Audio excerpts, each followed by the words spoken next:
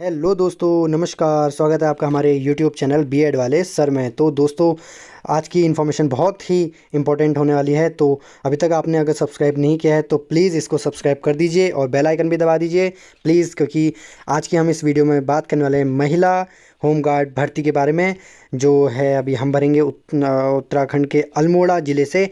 और आज ही मैं आपको कुछ इन्फॉर्मेशन बताना चाहता हूँ, क्योंकि आज मैं गया था कमांडेंट ऑफिस अल्मोड़ा में, महिला कमांडेंट होमगार्ड कमांडेंट में गया था। और वहाँ उन्होंने बताया कुछ फॉर्म को कैसे भरा जाता है। तो मैं अपनी सिस्टर का फॉर्म भरने गया था, तो मैं आपको दिखाता हूँ। ये है फॉर्म, और जैसे कि आप देख सकते हैं इस फॉर्म में यहाँ पर आपको एक सबसे पहले अनुक्रमांक दिया गया है, जहाँ पर आपने अनुक्रमांक के साथ कुछ नहीं लिखना है। ये सब का सब पूरा उनका कॉलम जो है ये वही ऑफिस वाले ही करेंगे। और यहाँ पर लिखा है भर्ती केंद्र का नाम। तो भर्ती केंद्र का नाम से कहने का मतलब है कि जहाँ से आप भर्ती कर रहे हैं, अल्मोड़ा, पिथौरागढ़ या जो भी ज़िले से आप भर रहे हैं, यहाँ पर आप अल्मोड़ा लिखें। और बहुत ही इस फॉर्म को भरने में बहुत ही सावधानी रखें, कोई गलती ना करें, क्योंकि अगर गलती होगी तो फॉर्म रिजेक्ट होने के बहुत चांसेस होते हैं। तो अगला है अभ्यर्थी का नाम। जैसे अभ्यर्थी का आप नाम यहाँ पर लिख सकते हैं, पहले हिंदी में फिर इंग्लिश में। अब यहाँ पर लिखा गया है पिता एवं पति का नाम।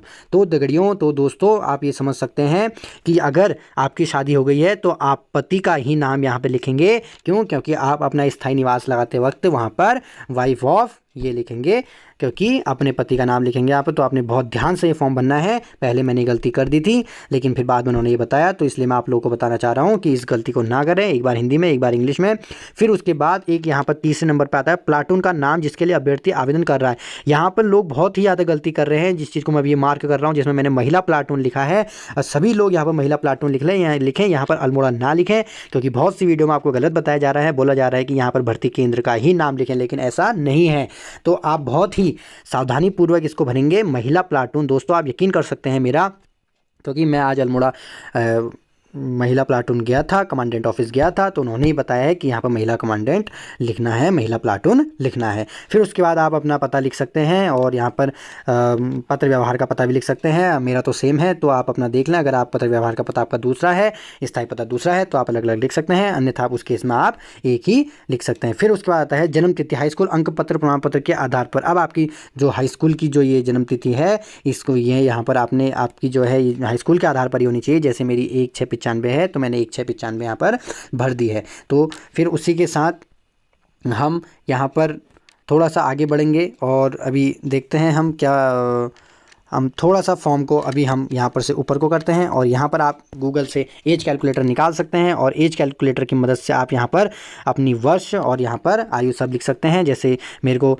1/7/2023 को 28 वर्ष 1 माह और 0 दिन हुए थे, तो मैंने यहाँ पर 28 साल 1 माह 0 दिन भर दिया था। नागरिकता भारतीय, धर्म हिंदू, जाति सामान्य, तो आप अपने अपने हिसाब से यहाँ पर भर सकते हैं। अब उसी के हिसाब से हमने यहाँ पर अपना 10th का, 12th का और स्नातक का यहाँ पर भरा हुआ है। आप अपना भर सकते हैं यहाँ पर जो भी आपके पास है। और अभ्यर्थी का व्यवसाय, अगर वो उसकी शादी हो गई है, आपकी शादी हो गई है, तो आप गृहिणी लिख सकते हैं, या आप जॉब पर हैं तो आप जॉब लिख सकते हैं, जो भी नौकरी करते हैं। और अगर आप नहीं हैं तो आप यहाँ पर बेरोजगार लिख सकते हैं। अगर आप एक विद्यार्थी हैं और अभी आप पढ़ाई कर रहे हैं, ग्रेजुएशन हो गया, पोस्ट ग्रेजुएशन कर रहे हैं, जो भी कर रहे हैं, तो आप यहाँ पर एक स्टूडेंट या फिर छात्र या छात्रा लिख सकते हैं यहाँ पर, अगर महिला अभ्यर्थी भर रही है तो इस बात का विशेष ध्यान रखेंगे। और इसी के साथ हम अभी आपको थोड़ी सी एक इन्फॉर्मेशन और बताना चाहते हैं कि जो यहाँ पर 10वां पॉइंट है, जो यहाँ पर 10वां पॉइंट को मार्क किया गया है, इसमें लिखा गया शारीरिक माप और अभ्यर्थी द्वारा ना भरा जाए, तो इसको गलती से भी इस वाले कॉलम को मत छेड़ना। ये सब वही देखेंगे, क्योंकि अगर आपने ये फॉर्म छेड़ दिया तो आपका फॉर्म रिजेक्ट हो जाएगा। तो इस चीज़ का विशेष ध्यान रखेंगे और इस चीज़ को बहुत ही ध्यान से सुनेंगे। तो उसी के साथ अभी हम आपको एक, अगर आप स्थानीय 2 व्यक्तियों का नाम और पता जो अभ्यर्थी के संबंध में जानकारी रखते हो, तो यहाँ पर आपका रिश्तेदार पड़ोसी होना चाहिए, रिश्तेदार नहीं होना चाहिए कोई भी।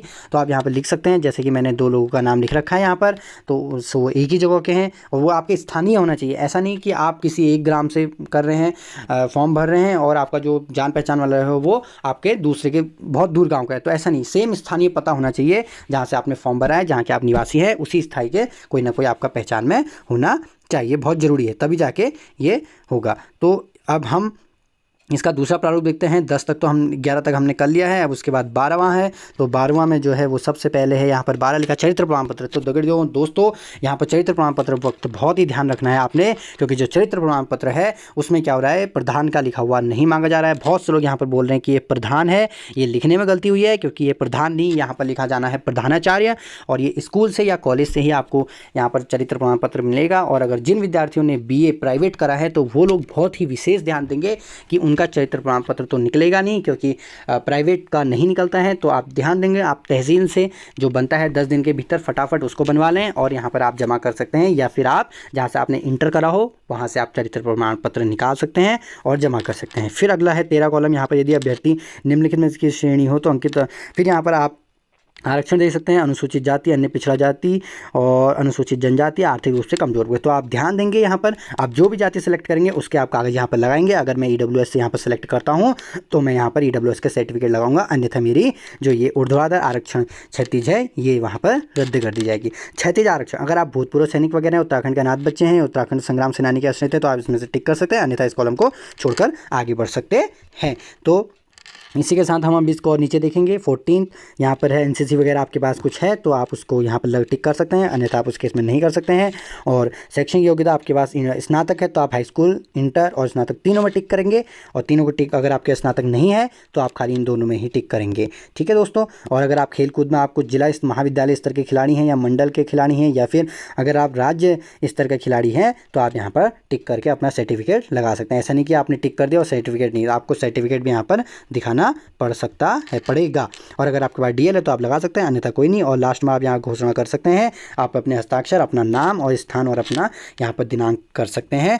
और इसी के साथ मैं आपको बताना चाहता हूँ कि डॉक्यूमेंट क्या क्या लग रहे हैं। तो जैसे ये फॉर्म होता है इसके बाद आप ध्यान देंगे कि इसके बाद आप यहाँ पर हाई स्कूल का सर्टिफिकेट लगाएंगे। ठीक है दोस्तों। तो यहाँ पर मैंने कुछ डिटेल्स को यहाँ पर अपने हाथ से छुपा रखा है क्योंकि सही नहीं रहता है, तो इसलिए आप देख सकते हैं ये मेरा हाई स्कूल का है। और इसी के बाद आप धीरे धीरे आप बैक टू बैक इसके जस्ट आप यहाँ पर फिर इंटर का लगा सकते हैं। ठीक है, जैसे मैंने हाई स्कूल का लगाया उसके बाद आपने फिर ये इंटर का लगा सकते हैं, और इंटर का खाली आपने मार्कशीट लगानी है, कोई आगे का सर्टिफिकेट नहीं लगाना है। फिर उसके बाद आपने स्थायी पता लगाना है, और स्थायी पता आपका कंप्लीट होने के बाद आपने आधार कार्ड लगाना है। और दोस्तों एक बात का ध्यान रखेंगे, जो हम सबसे पहले जो हमने हाई स्कूल का लगाया था, यहाँ पर हाई स्कूल का जो हमारा प्रमाण पत्र था, इसके सबसे ऊपर कॉर्नर में आप यहाँ पर ऐसे करके एक लिख के ऐसे गोला कर देंगे इस कागज़ के ऊपर। वो क्यों, मैं अभी आपको वीडियो एंड तक देखना, सब पता चलेगा। तो दोस्तों आप यहाँ पर बहुत ही सावधानी से इस कागज़ के ऊपर पेन से, ब्लैक पेन, बॉल पेन से एक लिखेंगे। और इसी के साथ हम यहाँ पर जो हमारा दूसरा फॉर्म जो हमने लगाया था वो हमने किस चीज़ का लगाया था, इंटर का लगाया था। तो यहाँ पर आप क्या लिखेंगे, यहाँ पर 2 लिखेंगे और इसको ऐसे गोला करके यहाँ पर छोड़ देंगे।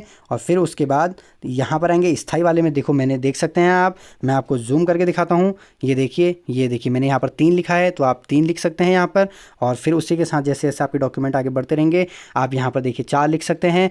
और फिर उसके बाद आप आधार कार्ड लगाने के बाद, हम आधार कार्ड, ये हमने आधार कार्ड लगा दिया है। फिर उसके बाद अगर आप विवाहित हैं तो आपको एक तहसील से एक आपको कागज़ बनाना पड़ेगा, एफिडेविट बनाना पड़ेगा, जो इस तरीके से बन सके। नोटरी लगा के आपको पहले तहसील जानी पड़ेगी, आपकी जो तहसील है वहाँ से आपको एक एफिडेविट बनाना पड़ेगा कि इनकी शादी इनके साथ हो गई है करके, वो बना देते हैं। आप वहाँ जाना, वकील से कहना मेरा एफिडेविट बना दें, तो वो बना देंगे। सर्टिफिकेट बनाने तो ध्यान देना, इसको पहले बना लेना, ये सारे कागज़ आप चेक कर लेना, और इसके चेक करने के बाद ही आप वहाँ पर प्लाटून कमांडर में जाएंगे और इसको सबमिट करेंगे। इस बात का बहुत ही ध्यान रखना, क्योंकि आपका नहीं तो बहुत फलीता होने वाला है। फिर हम बात करते हैं 6 नंबर का कागज़ हो गया हमारा, तो हम आते हैं 7 नंबर के कागज़ पर, जो है हमारी स्नातक की डिग्री, वो आप लास्ट में लगा सकते हैं। और चरित्र मैंने आपको बता दिया है, उस पर भी एक नंबर दे देंगे ये। फिर लास्ट जो आपका लास्ट पेज होगा उस पर एक आपने इस तरीके से एक ये बना देना है, इंडेक्स बना देना है आपने। और यहाँ पर इस इंडेक्स का आपने बहुत ही विशेष ध्यान रखना है। ऐसा आप क्रम संख्या लिखेंगे, और क्रम संख्या लिखने के बाद आपने लिखना है कि आपने क्या क्या लगाया। जैसे नंबर 1 पे हमने लगाया था हाई स्कूल सर्टिफिकेट, 2 पे लगाया था इंटर, 3 पे लगाया था स्थाई, 4 पे लगाया था आधार कार्ड, 5 पे लगाया था चरित्र प्रमाण पत्र, 6 पे लगाया था हमने शपथ पत्र, और 7 पे लगाया था हमने BA का सर्टिफिकेट। और यहाँ पर उसके नीचे हस्ताक्षर के आगे हस्ताक्षर कर लेना, और मोबाइल नंबर के आगे आप मोबाइल नंबर यहाँ पर लिख सकते हैं। तो इस चीज़ का आप बहुत ध्यान रखेंगे। ये जब सारे सारे सर्टिफिकेट आपके कंप्लीट हो जाएंगे। उसके बाद आप अपने पीछे की इंडेक्स इस तरीके का बना सकते हैं, और इस इंडेक्स या चेकलिस्ट कहते हैं, हमको कह सकते हैं इसको, तो आप ये बनाकर यहाँ पर आप कर सकते हैं। तो इस चीज़ का बहुत ही विशेष ध्यान रखेंगे, ये चीज़ आपको करना जरूरी है। अगर आपने ये नहीं करा तो आपका फॉर्म रिजेक्ट हो जाएगा। और ये इसलिए हो रहा है क्योंकि वहाँ पर किसी को, अगर आपको कोई सर्टिफिकेट मिस है लेकिन आपने यहाँ पर हस्ताक्षर करके बोला गया है कि मेरा 3 नंबर पर स्थायी निवास है, तो वो उनको ईजी रहेगा आपका सर्टिफिकेट कोई भी चेक करने के लिए। तो दोस्तों इस बात का विशेष ध्यान देंगे और इस चीज़ को आगे ज़्यादा से ज़्यादा लोगों तक इस वीडियो को आगे फॉरवर्ड कीजिए। और मेरे चैनल पर पहली बार हैं तो इसको प्लीज़ फॉलो कर दीजिए। तो मिलते हैं आपको नेक्स्ट वीडियो में, तब तक के लिए टाटा बाय, जय हिंद, जय भारत, जय उत्तराखंड, शुभ रात्रि।